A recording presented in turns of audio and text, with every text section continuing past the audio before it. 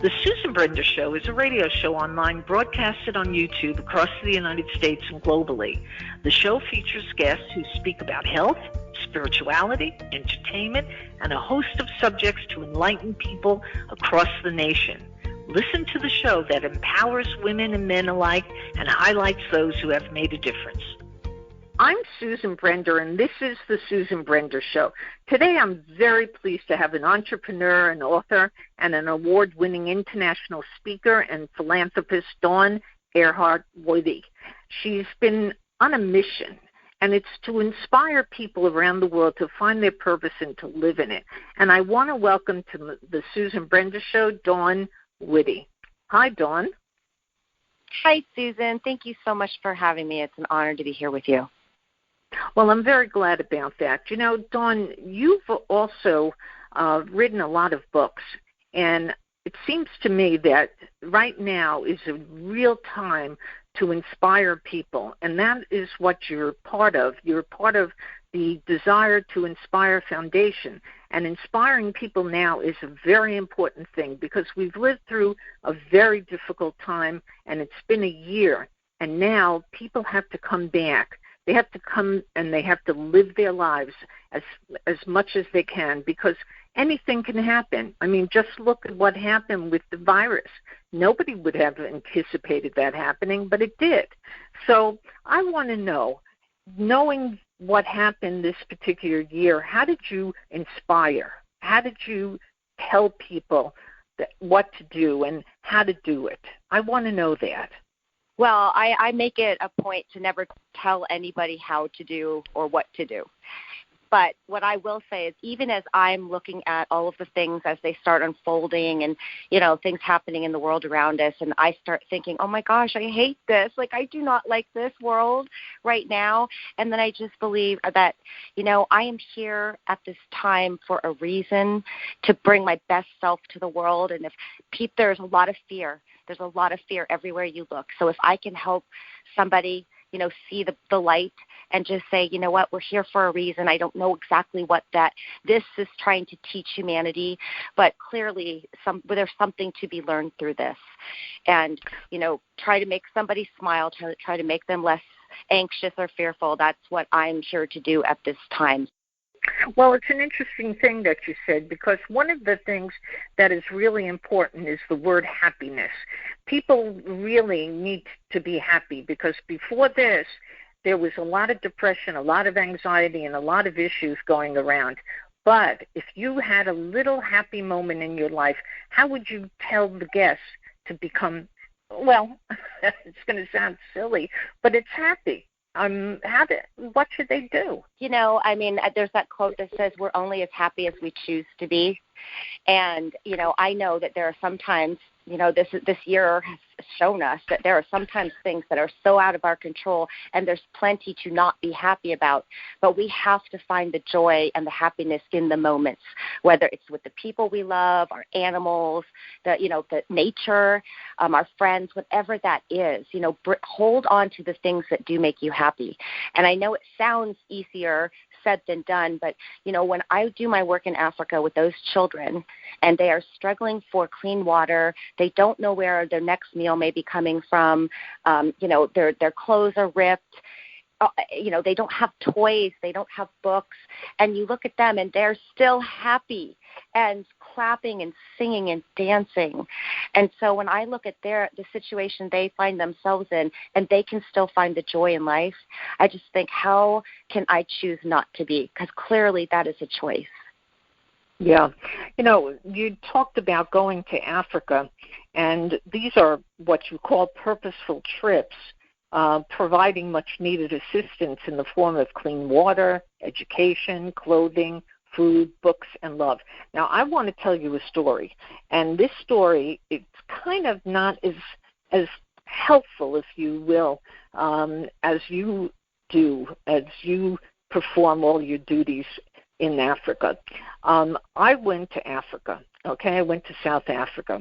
And when I was in South Africa, I said to the person who was leading the trip, I said, I will want to go to a schoolroom. I want to see how the kids learn here. So he took me there. And there were children sitting in a room with their coats on because there was no electricity and there was nothing. I mean, they were all ages. Everybody was really very excited to have us. But here's the thing. When I said to the principal of the school, I said, I would like to donate books. He said to me, don't do it. I said, why? He said, because they'll burn them. They need them for fuel. I was Dawn, I was in shock. But I think what you're doing is reaching them, and it's a really special thing. Now, let's talk a little bit about your experiences in Africa. Give us a story that happened to you during the time you were there. Okay, I have so many stories. I think the one that just popped into my head right now is in Sierra Leone. We work with 31 girls who live in an orphanage. When we first met them, they were living in a one-room place where it was a concrete floor, and they slept on the floor. They ate on the floor. They did their homework. They danced. Everything was done on that floor. And 31 girls all slept like sardines on the floor, and I slept with them for a couple of nights, so I know how uncomfortable that is. The second year that we were working with them, we moved them from that place because I knew how hard that was. I said, I want to get them out of there. So we moved them to a home where they all have beds now. I'm so very proud of that. But we wanted to go back to the wharf where they used to live, because even though my girls were moved and in a place that they were safe and they had beds, all of the people that lived on that wharf, all those other little children still there, their community needed some help. So it happened to be a community cleanup day, and so all the stores had shut down because they were supposed to be closed. Everybody was supposed to be out cleaning their communities. You couldn't be on the road past maybe 6 a.m. or something, so we had to wake up super early and go down to the wharf, and we were helping people do this big cleanup, and they did such a great job. And one of the things we did was we gave them a little bit of money and some cookies, some biscuits for them to thank them for going the extra mile and to putting in all that effort. And towards the end of the day, one of the women in the community had come over to us, and she didn't get any of the money and she didn't get any of the biscuits because she wasn't doing anything, first of all, but she was upset about it. And as sad as I was that we had run out, it was like, I am tired and I am hungry and I'm thirsty and I just gave away all my money and you're yelling at us. And, there was a part of me that was like, are you kidding? But instead I was like, Dawn, you're here for love and kindness, just how I was saying how we get to choose to be happy. I said, I choose to be love and kindness right now, and I'm not going to say anything negative to her or anything. I got up, I went over, hugged her. I said, I'm so sorry we ran out of the biscuits and the money. And then I walked away, and that to me was like one of the biggest aha moments. It's like I really do have the power over who I choose to be. Yeah. And Africa taught me that. And I think it was because I was in Africa. Had I been in the United States or wherever else I would have been, I could have engaged in a, are you kidding me, lady, kind of conversation. But specifically because I was there and the mission that I was there for, I being love and kindness was the only choice I had. Yeah. You today, the foundation is in the process of building 2 community centers that will combine the real world in a transformational life coaching principles to help people discover and use their talents to support themselves, their families, and their communities. Can you explain that a little bit more? Yeah, meeting basic needs for sure is a first and foremost must for us. But our bigger long-term picture is to create these centers, which are similar to schools, but create community, whether it's community soccer games or community reading programs or teaching them sewing or computer skills. But what we want them to do is, and because I studied life coaching, this is near and dear to my heart, think outside of the box. Think in a world of infinite possibilities. Just don't think like, what could I do? but what can't I do? And I want to implant that notion of infinite possibilities with everybody I meet, but certainly for children who have, such limited resources. I want them to think big and bold, because that's how we're going to change the world. And there's no limit to what they can do. Yeah, that's really true. When you talk to kids today, they're amazing, absolutely amazing. And in fact, I work with a kid who actually is a musician, and he is so passionate about what he does. And I see that you're passionate about what you do. And I want you to explain, you were in a leadership position before, and then suddenly here you are helping out in Africa.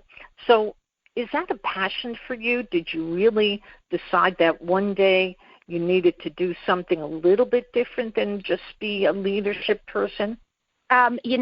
When I was in high school, I wanted to go into the Peace Corps, but that wasn't inside of the box, that box of things that we think that life is supposed to be. We're supposed to go to college. We're supposed to, do this in this certain order. And so I never did it then, but I wasn't supposed to do it then. I was supposed to do it exactly when I did it. After raising my girls, I was a stay-at-home mom, so I took on all those volunteer leadership positions because I love to be active. I love to be helping the community. I love to be, improving lives. So when my daughters were in college, I started having to look at my life and saying, I want more. I want to do more in this world. And when the opportunity came to go, I said, you know what, I'm going to go. I don't know what it's going to look like on the other side. I don't know what to expect. I don't know anybody. But that was 4 years ago, and now I know thousands of people. I've been to 5 different countries. We've given out almost 2,500 little books of B. Personally got to deliver these books to children, and my heart is so full. And had I not done that scary, crazy, thing saying, like, I'm going to Africa, I wouldn't have stepped into this part of my soul that's always been there. Yeah. In addition to helping others through coaching and your foundation, Dawn, you're currently working on a bee books. I want you to tell our audience a little bit about the bee line products, because it sounds like you're really giving a recipe for happiness. So tell our audience a little bit about the bee line products. The Bee Line products started from my first book, Bee, and everything since then has been all about who we choose to be in the world, So I have 8 books now, and then we created a shopping site to remind people of those words and about who they choose to be, with some cute T-shirts and pillows and some decorations. The whole reason I started that is because I feel very strongly that if you donate $1 to my organization, $1 is going to those children, not 99 cents or 80 cents. It's $1. So I created the shopping site so that I had, I could get a salary and I could, earn some money plus raise the money for the children at the same time. And we're just launching a skincare line. We've got a body butter that's amazing with magical ingredients from Africa. We've got a coffee scrub that is also pretty amazing. So again, these are amazing products that I'm creating so that I can help raise the money that I can for those children, and then make sure that the donations are sacred. Yeah, that's really wonderful that you're doing that, because it's so necessary to reach out to people, to serve them, to give them hope that there is a possibility for happiness in the future. And your products is a great idea. One of the things that I heard about is that there are a lot of people who develop products and who sell them all over the world. And when they're raising money like you're doing just good. It's not all about the money. It's about giving people a purpose, giving them hope. And that is the other question I have for you. Did you find that when you were in Africa, the people had hope? Because that seems to be missing, especially this year. Hope is a very important thing.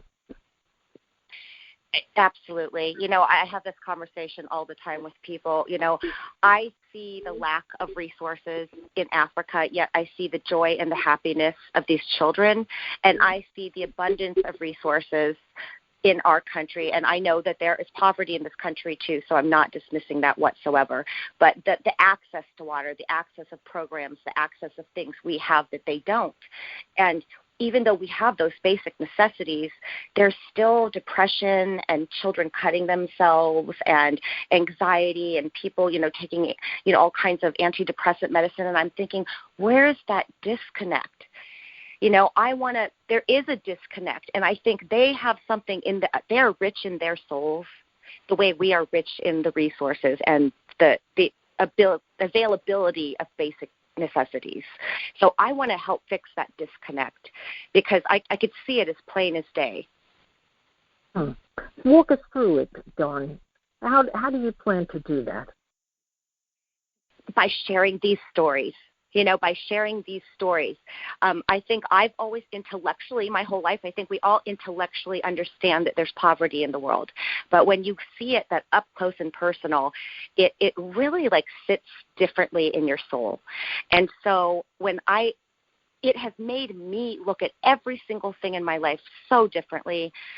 Just when, if my car battery dies or I have a leaking problem in my plumbing in my house or, these things that used to get me really upset, oh, I can't believe this is happening. Now I'm I have a home. I have water in my home. I'm just going to deal with it. There's no anxiety. There's no madness because I'm once this is fixed, you're going to look back at this and you will have wasted all of that energy being upset about something that's going to get fixed. Again, I look at the world in such a more peaceful, happy way now that I want to share that with everybody.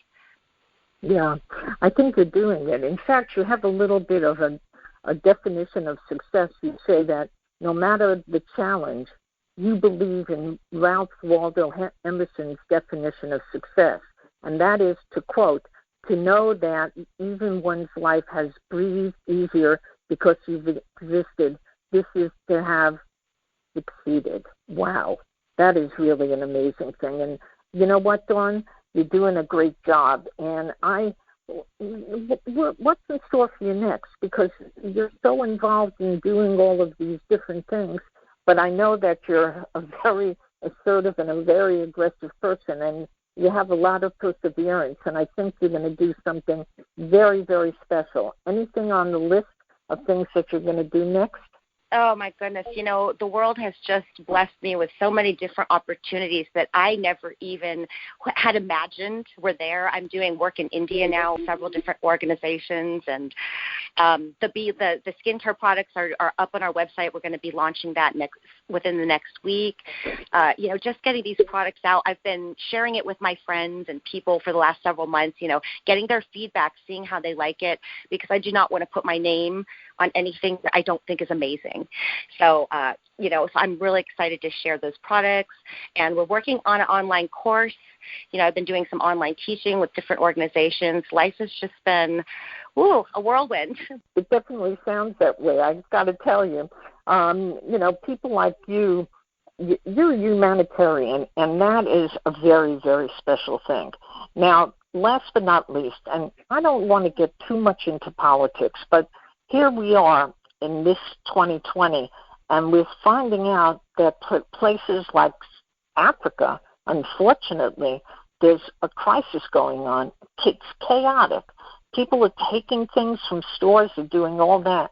Now, if you were there and you saw what was going on, how would you respond if you were on television being interviewed and talking all about the wonderful kids, but look what's going on with the adults? So I'm just curious from my standpoint. I don't know the answer to this, but I'm just wondering if you can give us your thoughts about it. Well, first and foremost, my prayers go out to South Africa. I've seen the news footage from what's happening there. I have friends that live there, and my heart breaks for them. In our country, we've seen some things going on over the past year. I just keep looking at this from a different, trying to look at it from the highest perspective I can. And I just see there are a lot of things happening in the world. I feel some huge energy shifts, and I believe that good always wins. So sometimes we have to go through these struggles, but my role here is to inspire people to their highest and greatest good. And when you are walking in your purpose and you are living in your highest and greatest, you don't want to be looting and rioting. You'll aspire to your greatness, not to, your demons. So I encourage people. I understand it's been a frustrating year for everybody. And I think we're in for a little bit more frustration over the course of the next months.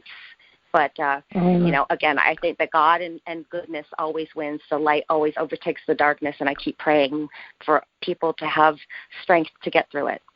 Yeah. You talked just a moment ago about religion. When you have faith in something, do you believe that God answers us? And I don't want to just say his name, but has that been your experience, that there's somebody up there who's looking down upon you? And that's what they probably did with you. They looked down on you and they said, this is a person who has a lot of purpose and a lot of really supportive thoughts in her life. So from my standpoint, I really think you're an amazing person, and keep up what you're doing, because it's really incredible. So last but not least, Dawn, I always leave my guests with the last word. What would you like to tell our audience aside from what you already told them? Well, first of all, thank you so much for having me. It's such a pleasure to speak with you and to share these stories. I think the thing I love leaving people with at all times is we all can make the world a better place. You do not have to go to Africa. You do not have to rescue dogs. Just in every single encounter you have, you can add something positive to the world. And if we all did that, if we all thought like just the person right next to you, how could we make a positive impact in their life? Whether it's, a smile, saying hello, asking how you're doing, giving them a compliment. It doesn't, just some kind of positive energy. And I'm telling you, karma and that ripple effect, it truly works. My life is an example of it. I've seen it over and over again with my friends also. So it's kind of like magic, but it's accessible to all of us. And it really makes a difference in your own life. Right. Well, my guest today has been Dawn Wittie, who's done a lot of things all over the world, and she's an inspiration to everybody. And I want to thank you for being on the Susan Brender podcast. It's been absolutely amazing. Thank you again. Thank you, Susan.